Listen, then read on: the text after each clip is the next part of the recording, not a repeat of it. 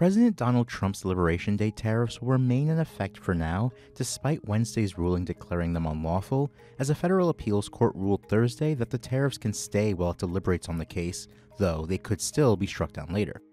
That means Trump's Liberation Day tariffs will remain in place until at least June 9th, while the appeals court decides whether or not to uphold the Court of International Trade's ruling.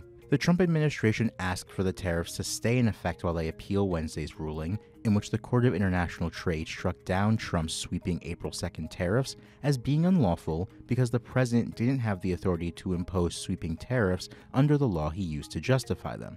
While the tariffs are in effect for now, if an appeals court or the Supreme Court ultimately sides with the Court of International Trade and says they're unlawful, the Trump administration will have to refund any tariffs that it collects.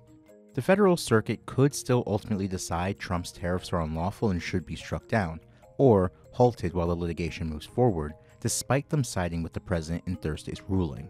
White House Press Secretary Carolyn Leavitt told reporters Thursday the Trump administration is pushing ahead with its tariff agenda, despite the Court of International Trade's ruling upending them. Leavitt said before the appeals court ruling that Trump officials are still holding trade negotiations with other countries to determine the final tariff rates the U.S. will impose on their imports, as the White House believes the Supreme Court or appeals court will ultimately uphold the Liberation Day tariffs. For more on this story, check out the article linked in the description.